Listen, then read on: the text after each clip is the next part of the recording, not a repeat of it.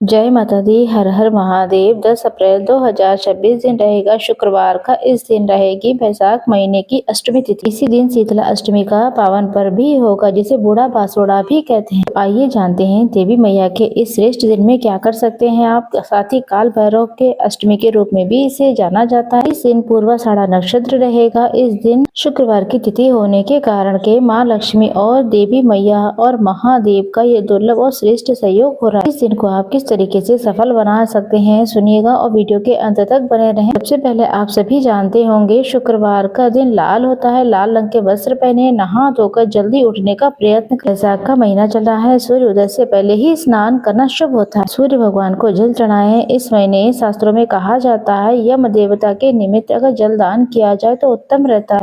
आप सभी ओम यम यमाय नमो नमः कहते हुए जल के लोटे में दक्षिण दिशा की तरफ अपना मुंह करके काला तिल और कुशा डाल करके जल जरूर से समर्पित करें। सूर्य भगवान को जल चढ़ाने के बाद जल चढ़ाने का जरूर से दक्षिण दिशा में जरूर करें। द्वार पर लंबी बाती का दीपक शुक्रवार का दिन एक चुटकी हल्दी डाल करके या चावल का एक दाना डाल करके द्वार पर हल्दी या फिर चावल युक्त दीपक जरूर से प्रज्वलित करें। इसके बाद बहुत ही सरल विधि से, सरल तरीके से आप अपने घर पर एक काम जरूर से करें। जैसे कि गुरुजी कहते हैं शिव महापुराण के अनुसार अगर शुक्रवार के दिन धन की कमी है तो शास्त्रों में सबसे अधिक महत्वता है मधु अर्थात शहद की। आप अपने घर पर शिवलिंग पे जल चढ़ाते हैं तो उसके बाद जो भोग लगाते हैं, एक बेलपत्र लीजिएगा और बेलपत्र के ऊपर एक छोटी सी कटोरी रखें। कटोरी में मधु अर्थात शहद का भोग शुक्रवार के दिन घर के मंदिर में महादेव के निमित्त या फिर किसी और महादेव के मंदिर में जाकर के इस शहद का भोग जरूर से लगाएं। अगर घर पर लगा रहे हैं तो बाद में प्रसाद स्वरूप इसे आप अपने पति, बच्चे या फिर स्वयं भी ग्रहण करते हैं तो उत्तम रहता है। शुक्रवार के दिन अगर आप शिवलिंग पर जल चढ़ाते हैं तो सदा सर्वदा इस बात का ध्यान रखें कि लाल फूल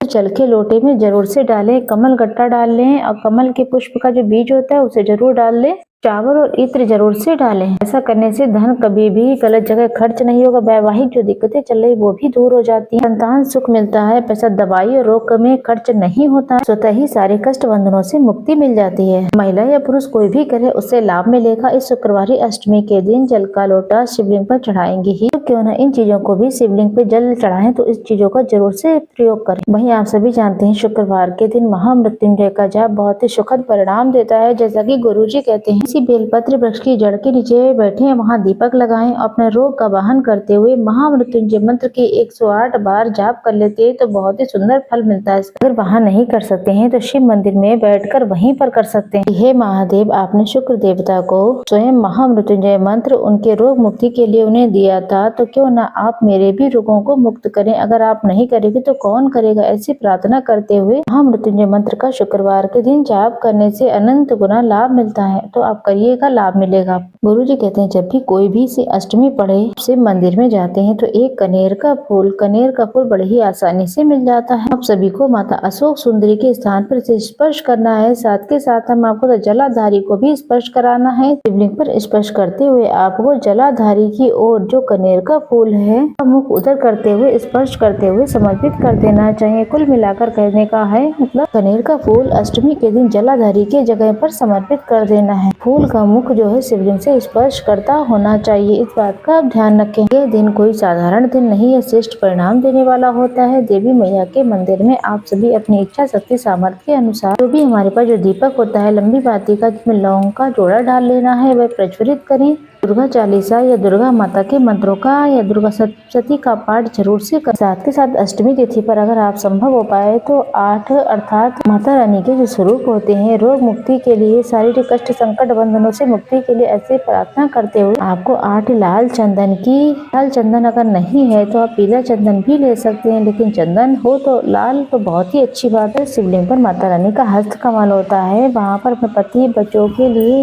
या फिर पुत्र प्राप्ति की इच्छा के लिए सौभाग्य के तहत माता रानी के 9 स्वरूप अष्ट महाविद्याओं का ध्यान करते हुए या फिर आप माता रानी के किसी भी स्वरूप का ध्यान करते हुए तो 8 बिंदी जरूर से वहां पर लगाएं। चंदन हो लाल या फिर पीला यह माता रानी का हस्त कमल जिस पर शिवलिंग विराजमान है। माता रानी के 9 स्वरूपों का ध्यान करते हुए आज अष्टमी तिथि का स्मरण करते हुए 8 बिंदी जरूर से लाल चंदन के लगाएं। इसका श्रेष्ठ परिणाम मिलता है। तो इसे बूढ़ा बासोड़ा शीतला अष्टमी भी कहा जाता है। शीतला माता के मंदिर में दीप दान करने का अपना अलग महत्व होता है। शीतला माता के मंदिर में प्रणाम करने का अलग ही सुखद अनुभूति होती है। शीतला माता के अगर विशेष दर्शन करके आते हैं तो बहुत ही सुंदर परिणाम मिलेंगे आपको। शीतला अष्टमी पर विशेष करके नीम के वृक्ष का पूजन करना बहुत ही आवश्यक होता है। तो नीम वृक्ष की जड़ में कच्चा दूध से वृक्ष को सिंचित करें। वैशाख का पावन पवित्र महीना है। अष्टमी की श्रेष्ठ तिथि है। जैसा कि आप सभी जानते हैं, शिवलिंग पर संभव हो जल चढ़ाएं। मिट्टी के पात का रखा हुआ जल तो उसे ही चढ़ाएं। इसका अलग ही परिणाम आपको देखने को मिले। मंदार या फिर आंकड़ा समय का पुष्प जो होता है उसे शिवलिंग पर फूल रूप में इस महीने चढ़ाना अनंत गुना लाभ देता है। कोशिश करें कि इस वैशाख के महीने में मंदार अथवा आंकड़े का पुष्प शिवलिंग पर जरूर से चढ़ाएं।